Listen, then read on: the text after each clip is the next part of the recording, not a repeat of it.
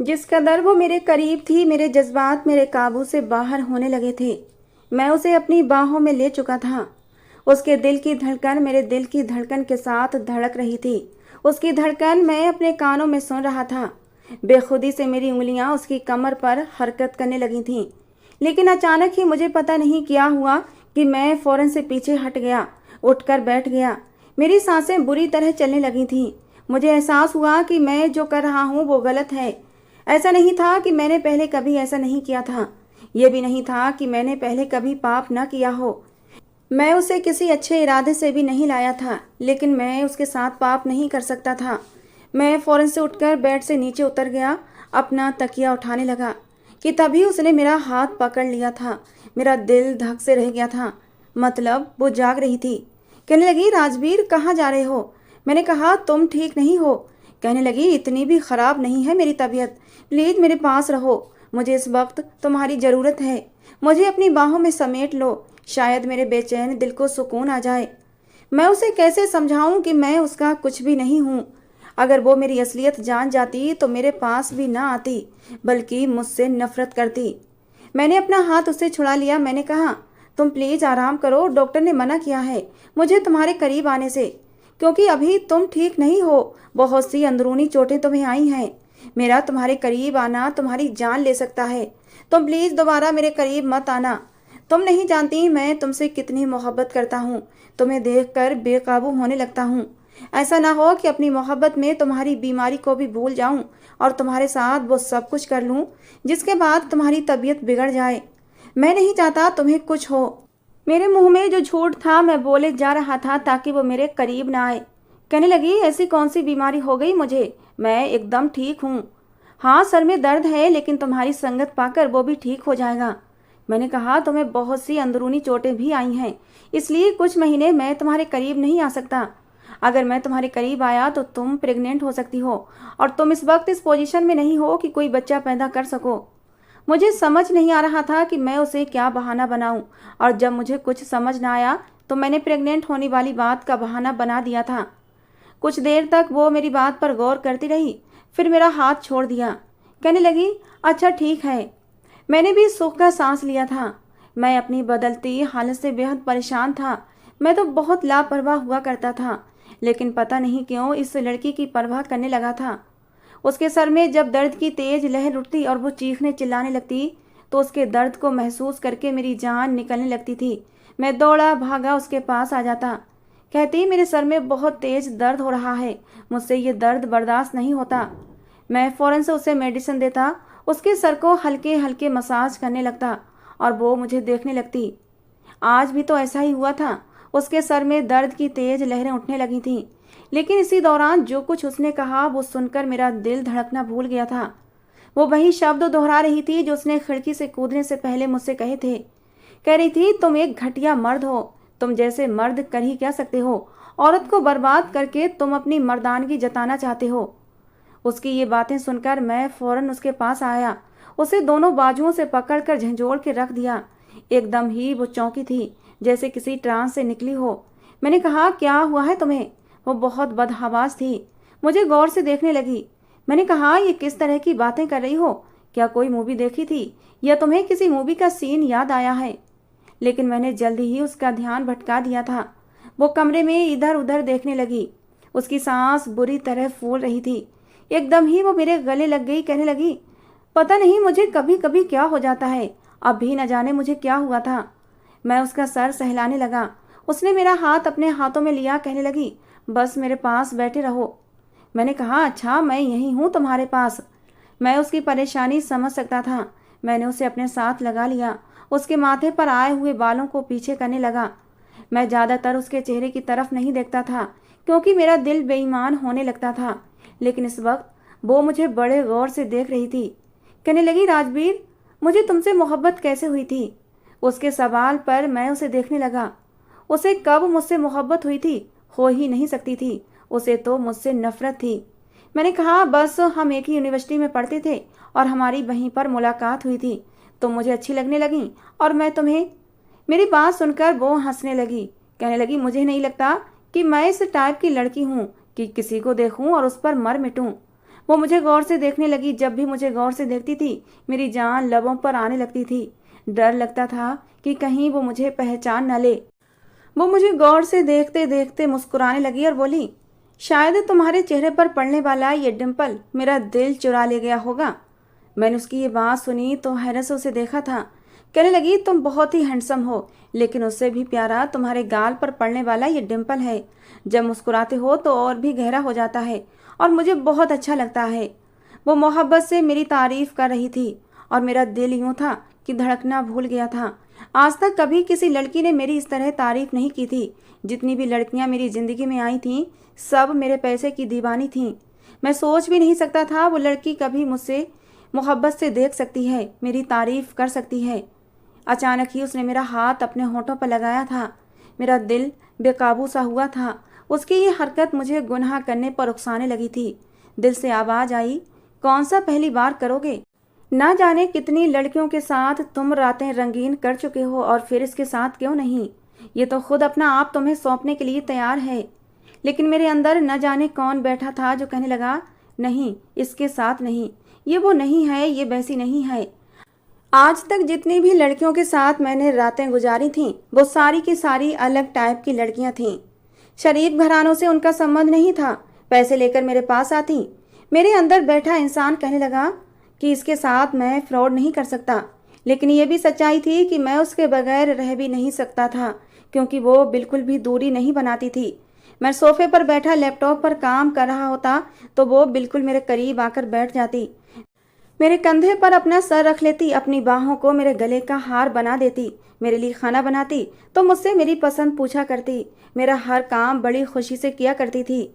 उसके सर की पट्टी अब उतर चुकी थी, सेहत भी काफ़ी अच्छी हो चुकी थी, लेकिन उसका बार बार मेरे करीब आना मुझे परेशानी में डाल रहा था।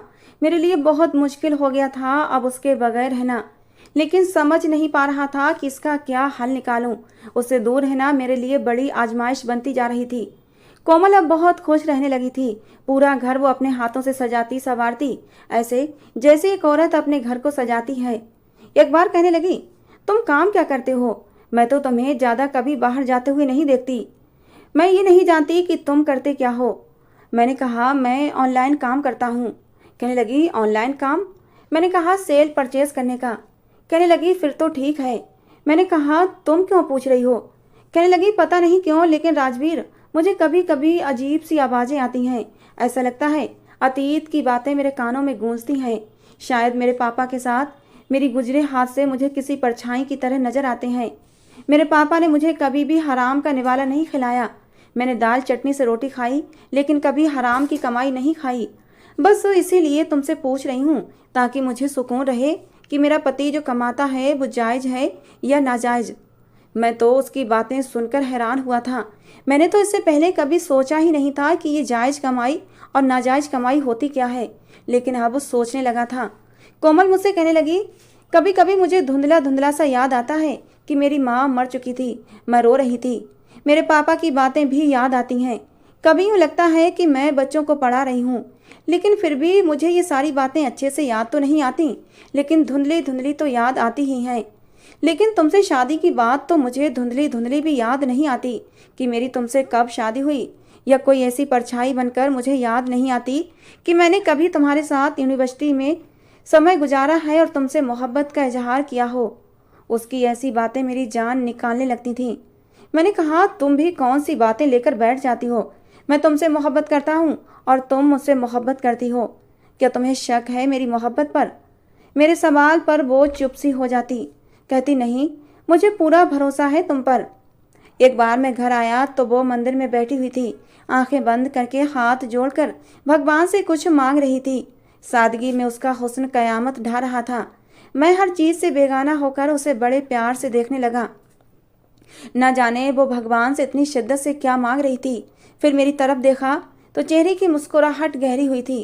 कहने लगी, राजवीर, आज मैंने अपने भगवान से कुछ भी मांग लिया होता तो शायद मुझे मिल जाता, लेकिन मैं कुछ भी क्यों मांगती? मैंने तो सब कुछ मांग लिया है।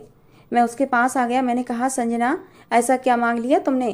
कहने लगी, यही कि मेरा राजवीर हर वक्त मेरी आंखों के सामने रहे। और देखो, जैसे ही मैंने आंखें खोली तुम मेरे सामने हो। वो जितना मुझसे मोहब्बत का इजहार करती थी, मेरा दिल किसी कटी पतंग की तरह से उसका दीवाना होने लगा था। मैं उसे गौर से देखने लगा। उसका इजहार, उसकी मोहब्बत, उसका प्यार देखकर मैं अपने दिल को रोक नहीं पाता था। वो मेरे दिल में जिस मकाम पर जा बैठी थी, उससे ऊपर शायद कुछ भी न था। दुनिया में अगर मुझसे किसी से मोहब्बत हुई थी तो वो कोमल ही थी। अब 3 महीने गुजर गए थे। मैं उसे वहाँ की एक लेडी डॉक्टर से चेकअप भी करवा चुका था। अब उसके दर्द भी नहीं होता था। डॉक्टर कहने लगी, अब आपकी वाइफ बिल्कुल ठीक है, आप इन्हें घर लेकर जा सकते हैं। लेकिन मैं नहीं जानता था उसे अब तक मेरी वो बात याद है जो मैंने बहाना बनाने के लिए उसे कही थी। आज उसने ब्लैक कलर की साड़ी पहनी हुई थी, बाल भी खुले छोड़ रखे थे, तैयार भी काफ़ी अच्छे से हुई थी। मैं अपने कमरे में बैठा था जब वो दूसरे कमरे से तैयार होकर मेरे कमरे में आ गई। उस वक्त मेरे मुंह में सिगरेट दबा हुआ था, लेकिन उसे इतने हसीन रूप में देखकर तो मैं अपने होश ही खो बैठा था। मेरे मुंह से जलता हुआ सिगरेट कब जमीन पर गिरा मुझे पता ही नहीं चला। वो मेरे करीब आ गई। मैं उस वक्त अपनी रिवॉल्विंग चेयर पर बैठा हुआ था। वो बड़े हक से मेरी गोद में बैठ गई। मेरा दिल तो उछल कर हलक में आया था। कहने लगी, कैसी लग रही हूँ? मैंने कहा, अच्छी लग रही हो, लेकिन ये सब क्या है? कहने लगी, क्या है? कुछ भी तो नहीं है, बस मेरा दिल चाह रहा था तैयार होने को। मैंने कहा, बहुत अच्छा किया कि तुम तैयार हो गई, लेकिन देखो तुम जानती हो अभी हम करीब नहीं आ सकते। वो कहने लगी, अब तो लेडी डॉक्टर ने खुद कहा है कि मैं ठीक हूँ, और अब तो मेरी सारी मेडिसिन भी बंद कर दी गई हैं। मैंने लेडी डॉक्टर से पूछा भी था कि क्या मैं अपने पति के करीब जा सकती हूँ, तो उसने कहा था, हाँ जा सकती हो, तुम्हें किसने रोका है? और इसीलिए राजवीर, तुम मुझे आज अपनी मोहब्बत से भिगो दो। मेरा दिल बहुत तड़प रहा है तुम्हारी मोहब्बत के लिए। उसकी बातों ने मेरे होश उड़ाए थे। मैंने फौरन से उसको खुद से पीछे किया था। वो मुझे अपना पति समझती थी और खुद को मेरी पत्नी, और इस रिश्ते के होते हुए ये सब बातें कहना उसके लिए जायज़ थी। लेकिन मैं क्या करता, मुझे पता था कि हम पति पत्नी नहीं हैं। वो खड़ी हो गई और गौर से मुझे देखने लगी। मैं खुद भी खड़ा हो गया था।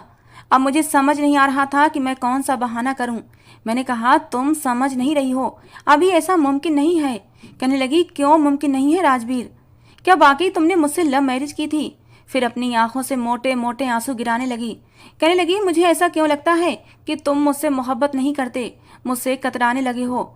वो गुस्से से ड्रेसिंग टेबल के सामने चली गई और अपने हाथों में पहनी चूड़ियां उतार कर टेबल पर फेंकने लगी। अपनी ज्वेलरी भी उतारने लगी, साथ ही साथ रो भी रही थी। मैं तो समझ नहीं पा रहा था इस सिचुएशन को कैसे संभालूं। मैं उसके पास आ गया। मैंने कहा, ये क्या कर रही हो? कहने लगी, नहीं, मैं समझ गई तुम्हें मुझसे मोहब्बत ही नहीं। मैं याददाश्त भूल गई हूँ। मेरे सर पर चोट आई थी, चेहरे पर और मेरे माथे पर 2 टाँके भी लगे थे। इसी वजह से शायद मेरे चेहरे पर अब वो पहले जैसी खूबसूरती नहीं रही, और इसीलिए मैं तुम्हें अच्छी नहीं लगती। ना जाने वो अपनी कौन कौन सी कमियां गिनवा रही थी जो मेरे लिए तो ना होने के बराबर थीं। मैंने कहा, संजना, ये बात नहीं है। कहने लगी, फिर क्या बात है, मुझे बताओ।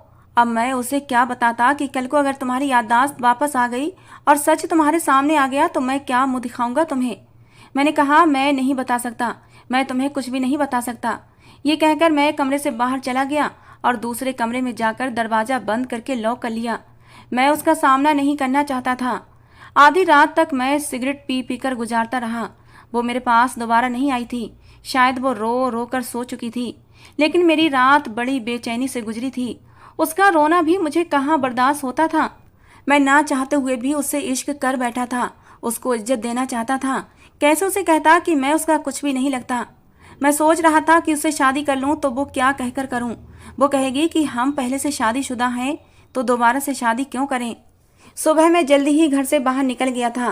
पूरा दिन मैं सड़कों पर यूं ही गाड़ी दौड़ाता रहा। यही सोच रहा था कि अब क्या करूं। बड़ी मुश्किल में फंस गया था। रात को देर से घर आया तो वो लॉन्ज में बैठी थी और रो रही थी।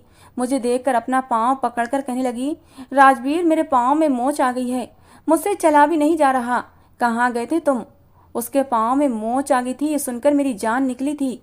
मैं फौरन उसके पास आ गया और उसका पाँव देखने लगा तो वो चिल्लाने लगी। मैंने कहा, मुझे देखने तो दो। कहने लगी, मुझे बहुत दर्द हो रहा है, मुझसे चला भी नहीं जा रहा, प्लीज़ मुझे कमरे में ले चलो। मैंने उसे सहारा देने की कोशिश की, लेकिन वो मेरी तरफ दोनों बाजू फैलाए हुए थी। कहने लगी, राजवीर, गोद में उठाकर ले जाओ ना।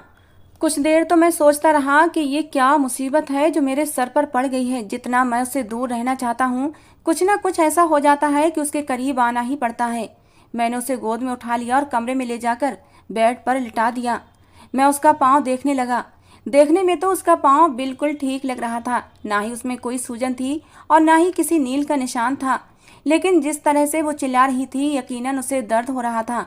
मैंने उसके पाँव पर जेल लगा दिया, पट्टी भी बांध दी। अपना तकिया उठाया और सोफे पर रखकर लेट गया। सुबह को मेरी आँख खुली तो जब मैंने मुदी मुदी आंखें से देखा तो हैरान रह गया, क्योंकि कोमल तो बड़े आराम से चलते हुए वॉशरूम से वापस आई थी। इसका मतलब वो मेरे साथ ड्रामा रच रही थी। मुझे उस पर गुस्सा आने की बजाय उस पर प्यार आने लगा। मैं मुस्कुराने लगा। शायद वो ये सारे बहाने मुझसे करीब होने के लिए करती थी। और फिर मैं सोच चुका था कि कोई ना कोई बहाना ढूंढ कर उसे शादी कर लूँगा, क्योंकि अब उससे दूर रहना मेरे भी बस से बाहर था। अगले दिन फिर से वो मुझसे कहने लगी कि मेरे पैर में बहुत दर्द है। मैं उसके पास बैठ गया। मैंने कहा, झूठ, बहाने क्यों बनाती हो मुझसे? मैं जानता हूँ तुम्हारे पाँव को कुछ भी नहीं हुआ है। मेरी बात सुनकर उसने नजरें चुराई थीं। कहने लगी, आप मुझसे दूर रहते हैं, मुझे अच्छा नहीं लगता। मैंने कहा, असल में बात यह है कि तुम पिछली सारी बातें भूल चुकी हो, यहाँ तक कि हमारी शादी भी तुम्हें याद नहीं है। तो मैं चाहता हूँ कि तुमसे दोबारा शादी कर लूँ, अपनी दिल की तसल्ली के लिए।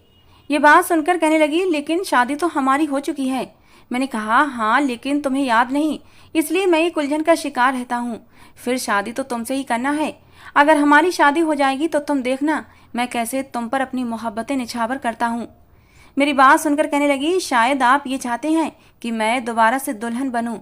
मैंने मुस्कुराकर हाँ में सिर हिलाया था।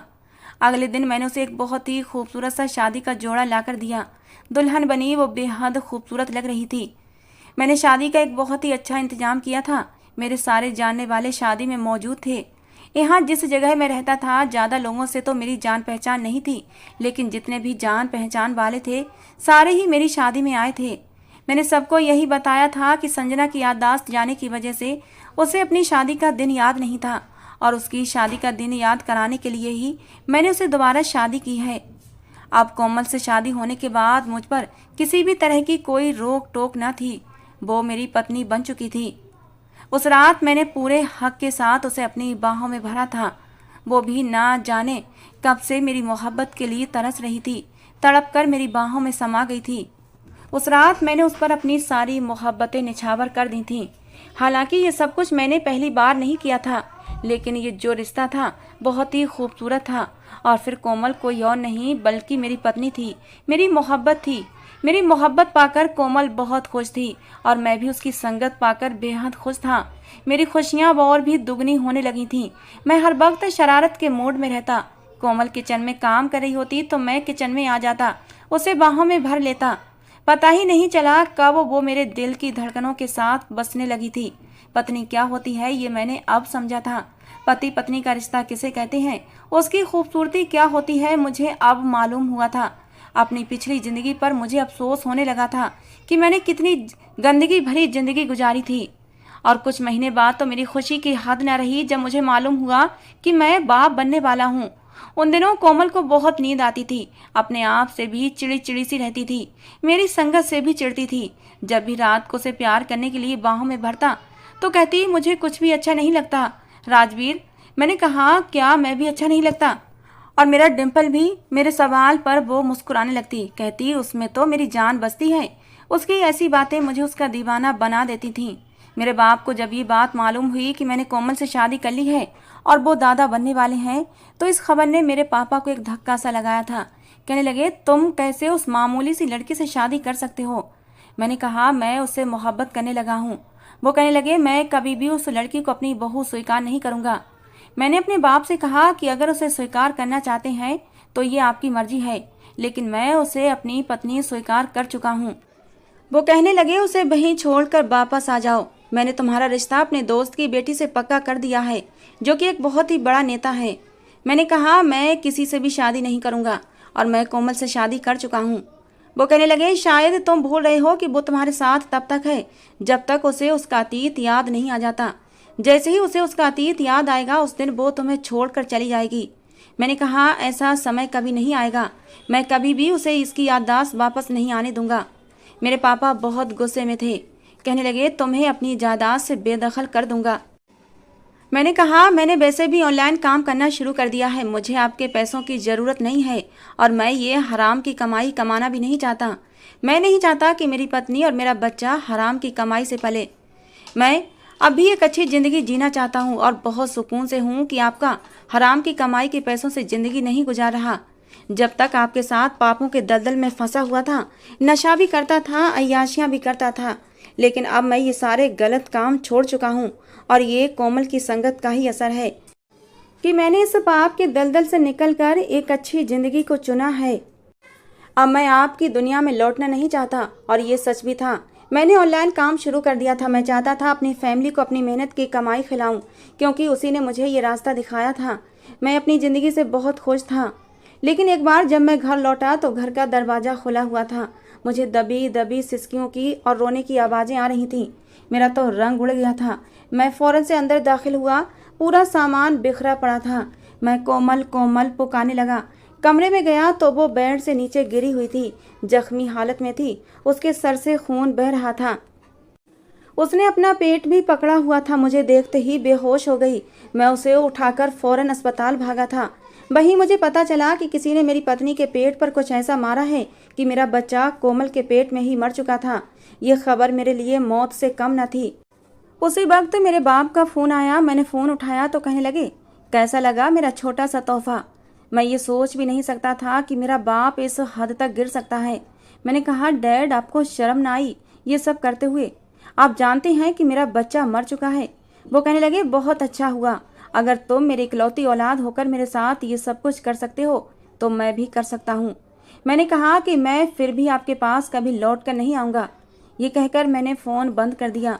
कुछ देर बाद ही मुझे हॉस्पिटल के कमरे से चिल्लाने की आवाज़ें आने लगीं। वो आवाज़ कोमल की थी। मैं कमरे में गया तो वो मुझे देख कर घूरने लगी। मैं समझा शायद बच्चे के मरने का दुख है। मैं उसके पास आ गया। उसके पास बैठा तो वो एकदम पीछे हटी थी। कहने लगी, क्यों किया तुमने मेरे साथ ऐसा? बताओ, आखिर तुमने अपना बदला मुझसे ले ही लिया, मुझे बर्बाद कर दिया। क्यों मुझे बचाया, क्यों मरने नहीं दिया?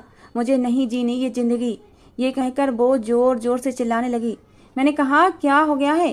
कैसी बातें कर रही हो संजना? कहने लगी, कौन संजना? मैं संजना नहीं हूँ, मैं कोमल हूँ, कोमल। और तुम? ये कहकर उसने बड़े ही गुस्से से मुझे देखा था और फिर रोने लगी। अपना सर अपने दोनों हाथों में लेकर कहने लगी, ये नहीं हो सकता, तुम मेरे साथ ये नहीं कर सकते। शायद उसे सब कुछ याद आ गया था। वो रोने लगी, चिल्ला चिल्ला कर कहने लगी, तुम मेरे साथ ऐसा नहीं कर सकते। ये तुमने मेरे साथ क्या कर दिया? मैं उसके पास जाकर बैठ गया। दोनों हाथों से अपना सर पकड़े वो रो रही थी। मैंने कहा, कोमल प्लीज़ मेरी बात सुनो। मैंने उसका हाथ पकड़ना चाहा तो उसने मुझे पीछे धक्का दिया था। कहने लगी, खबरदार मुझे हाथ भी मत लगाना, मुझे छूना भी मत। मैंने कहा, क्या हो गया है तुम्हें? कहने लगी, तुम्हारी हिम्मत भी कैसे हुई मेरे करीब आने की? तुम्हारी हिम्मत कैसे हुई धोखे से मुझसे शादी करने की?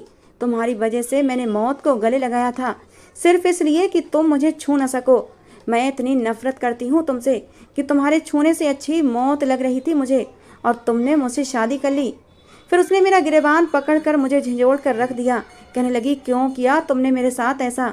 क्यों की मुझसे शादी? मेरी याददाश्त चले जाने का तुमने फ़ायदा उठाया है। मुझसे झूठ बोला कि तुम मेरे पति हो। मैं नफ़रत करती हूँ तुमसे, बेइंतहा नफ़रत करती हूँ। I hate you. वो बिल्कुल दीवानों की तरह मुझे झंझोड़ रही थी, रो रही थी। हकीकत को स्वीकार करना उसके लिए मुश्किल था। मैंने उसके दोनों हाथों से उसे पकड़ लिया। मैंने कहा, होश में आओ कोमल, तुम्हें क्या हो गया है? वो कहने लगी, होश में ही तो आ गई हूँ, और ये कड़वी हकीकत मेरे लिए मौत से भी बुरी है। काश कि मैं मर जाती। क्यों बचाया तुमने मुझे? मुझे अपने आप से भी घिन आ रही है। तुम्हारे साथ गुजरे लम्हों का सोचकर मुझे उस वक्त से नफरत हो रही है। मुझे तुमसे नफरत है देवांश मुखर्जी, तुमने मुझे मौत से भी बुरी सजा दी है। ये कहकर वो फूट फूट कर रोने लगी और बेहोश होकर वहीं गिर गई। वहां मौजूद नर्स मुझे हैरत से देख रही थी। मैं कमरे से बाहर निकलकर कुर्सी पर अपना सर पकड़कर बैठ गया। समझ नहीं पा रहा था कैसे समझाऊं उसे कि उसकी मोहब्बत ने मुझे बदल कर रख दिया है। मैं अब वैसा नहीं रहा। मैंने ये सोचा कि मुझे भगवान से मदद मांगनी चाहिए। कई साल बाद मैं भगवान के सामने हाथ जोड़े खड़ा था और अपने भगवान से मैं हाथ जोड़कर प्रार्थना कर रहा था कि मेरी कोमल को मेरी बात पर विश्वास आ जाए। मैं रो रहा था। मेरी आंखों में आंसू थे, लेकिन जब वापस आया तो मेरे होश उड़ गए थे। कमरे से नर्स तेजी से बाहर आई थी। मुझे देखकर मेरे पास आई, कहने लगी, आपकी वाइफ कमरे में मौजूद नहीं है, पता नहीं कहाँ चली गई, कमरा बिल्कुल खाली है। ये सुनकर मेरे होश उड़े थे। मैंने कहा, कैसे जा सकती है वो? आपका स्टाफ किधर था? मैं फौरन से कमरे में गया, कमरा बाकी खाली था। मैं फौरन से बाहर निकला, उसे अस्पताल में तलाश करने लगा, लेकिन वो मुझे कहीं भी नजर न आई। हॉस्पिटल से बाहर आया, चौकीदार से पूछने लगा तो उसने बताया कि एक लड़की को मैंने 20 मिनट पहले यहाँ से बाहर जाते देखा था। ये सुनकर मैं परेशान हो गया था। उस वक्त बाहर सन्नाटे का राज था। मैं कोमल कोमल पुकारने लगा, लेकिन वो कहीं भी नजर न आई। मौसम ठंडा था और मैं उसे ढूंढ रहा था, लेकिन वो मुझे मिल नहीं रही थी। उसका नाम चिल्ला चिल्ला कर मैं थक चुका था। थक हार कर मैं घर वापस आ गया। कुछ दिन पहले तक मेरा घर स्वर्ग की तरह महकता था, लेकिन अब वो खाली हो चुका था। कुछ दिन तक मैं कोमल को ढूंढता रहा, हर जगह तलाश किया, लेकिन वो मुझे नहीं मिली। मैं रोज भगवान के पास जाता, उससे अपनी कोमल को मांगता, और एक बार मुझे अदालत से तलाक का नोटिस मिला। ये देखकर मुझे अपनी आंखों पर विश्वास नहीं आया था। कोमल अपने घर पहुंच गई थी और उसने मुझसे तलाक मांगी थी। पहली पेशी पर जब मैं उसके पास खड़ा हुआ तो बड़ी नफरत से मुझे देख रही थी। उसकी कुछ ही दिन की जुदाई ने मुझे तोड़ कर रख दिया था, लेकिन वो मेरी जान की दुश्मन सामने कटघरे में खड़ी हुई मुझसे जिंदगी का नाता तोड़ना चाहती थी। उसका वकील मेरे सामने खड़ा मुझसे सवाल पूछने लगा कि आप मेरी क्लाइंट को अगवा करके अपने फ्लैट पर लेकर गए थे, क्यों? मैंने कहा, वकील साहब, ये बात बहुत पुरानी हो चुकी है, आपकी क्लाइंट अब मेरी बीवी है। वो कहने लगा, आपने कोमल जी से जबरदस्ती शादी की है। मैंने कहा, अपनी क्लाइंट से कहिए ये बात मेरी आंखों में आंखें डालकर कह दे तो अपना जुर्म स्वीकार कर लूंगा। मेरी बात पर हल्की हल्की हंसी की आवाज़ अदालत में सुनाई दी थी। वकील कहने लगा, आपकी इस टाइप की बातों का क्या मतलब है? मैंने कहा कि मेरी आंखों में देखकर वो आपके रटे रटाए शब्द नहीं बोल पाएगी। इतना मुझे अपनी मोहब्बत पर विश्वास है। एक बार वो मुझे मेरी आंखों में देखकर कह दे कि मैंने उससे ज़बरदस्ती गन पॉइंट पर शादी की थी तो मैं मान जाऊंगा। कोमल सामने ही खड़ी थी, उसकी आंखें भी नम थीं। मुझे तीखी नज़रों से देखने लगी, कहने लगी, इस आदमी ने मेरी याददाश्त खो जाने का फ़ायदा उठाया था। इसने मुझसे झूठ बोला था कि ये मेरा पति है। मैंने कहा, जज साहब, मैंने ये झूठ बोला था कि मैं इसका पति हूँ, लेकिन मैंने इसका कोई फ़ायदा नहीं उठाया था। मैं ये बात कसम खाकर कह सकता हूँ। पूछे इसे, क्या मैंने इसके करीब आने की कोशिश की? क्या इस बीच मैंने इससे कोई भी रिश्ता बनाने की कोशिश की? क्या मैंने बिना शादी के इसके साथ कुछ भी गलत किया? और शादी भी हम दोनों की रजामंदी से हुई थी। मेरी ये बात सुनकर कोमल कहने लगी, ये झूठ है। मैंने कहा, क्या झूठ है? क्या तुम नहीं कहती थी कि मैं तुम्हें अच्छा लगता हूँ? मेरे गाल पर पड़ने वाला डिम्पल तुम्हारी जान ले लेता है। मैं जब मुस्कुराता हूँ तो तुम्हें और भी प्यारा लगता हूँ। बोलो, क्या नहीं कहा था तुमने ये सब कुछ? मेरी बात सुनकर सामने बैठे जज ने अपना चश्मा नीचे करके कोमल को देखा था, जो शर्म के मारे नजरें झुकाए लाल होते चेहरे से नीचे देख रही थी। वकील भी चुप था। मैंने सीधा कोमल से कहा, इधर देखो मेरी तरफ, और मेरी आंखों में देखकर कहो कि मुझसे मोहब्बत नहीं करती हो। वो मेरी तरफ देखने से घबरा रही थी। मैंने कहा, जज साहब, मुझे अपनी पत्नी से तलाक नहीं लेनी। मैं कोमल से अकेले में एक मुलाकात करना चाहता हूँ, और अगर उसके बाद भी वो मुझसे तलाक चाहती है तो मैं ऐतराज़ नहीं करूँगा। मेरी बात पर वो नर्वस हुई थी, कहने लगी, मुझे इनसे कोई भी मुलाकात नहीं करनी। मैंने कहा, क्यों नहीं? क्या तुम्हें इस बात का डर है कि कहीं मेरी आंखों में खो न जाओ? बेफिक्र रहो, अब भी तुम मेरी पत्नी हो, इसलिए सब जायज़ है। मेरी बात पर वो मुझे गुस्से से घूरने लगी, कहने लगी, मैं इतनी भी कमज़ोर नहीं हूँ कि अपने इरादे बदल लूँ। मैंने कहा, तो फिर एक मुलाकात का मौका दो मुझे, मेरी बात, मेरी मोहब्बत आजमाने दो। वो खामोश हो गई। जज साहब ने कहा, अगली पेशी से पहले आप मुलाकात करके आइएगा। अदालत का वक्त ख़त्म हो चुका था। जैसे ही वो अदालत के कमरे से बाहर निकली, मैं उसके पीछे आया था। वो अपने वकील के साथ थी। मैं तेज कदम चलाते हुए उसके बराबर पहुंच गया। मैंने कहा, कोमल, मेरी बात सुनो। कहने लगी, मुझे नहीं सुननी, बस मुझे तुम्हारे साथ नहीं रहना। मैंने कहा, एक मुलाकात की इजाज़त तो जज साहब ने भी दी है। बिना तुमसे अकेले में बात किए मैं तुम्हें कभी भी तलाक नहीं दूंगा। वो अदालत से बाहर निकली और रिक्शा रोकने लगी। जैसे ही रिक्शे पर बैठी, मैं भी उसके बराबर बैठ गया। कहने लगी, तुम जाओ यहाँ से, मुझे तुमसे कोई बात नहीं करनी। रिक्शे वाले को वो अपना एड्रेस समझाने लगी। मैंने कहा, बस एक बार मेरी बात सुन लो, बिना बात किए मैं तुम्हें कभी भी अपना फैसला नहीं सुनाऊंगा। कहने लगी, तुम्हारी इन झूठी बातों पर मुझे विश्वास नहीं है। कुछ ही देर में रिक्शा एक बिल्डिंग के सामने खड़ा हुआ था। वो रिक्शे वाले को किराया देकर अपने फ्लैट की सीढ़ियाँ चढ़ने लगी। मैं भी उसके पीछे ही था। फ्लैट का दरवाज़ा खोलते ही जैसे ही वो अंदर दाखिल हुई, मैं भी अंदर चला गया। उसने दरवाज़ा बंद किया। वो सामने लॉन्ज के सोफे पर बैठ गई।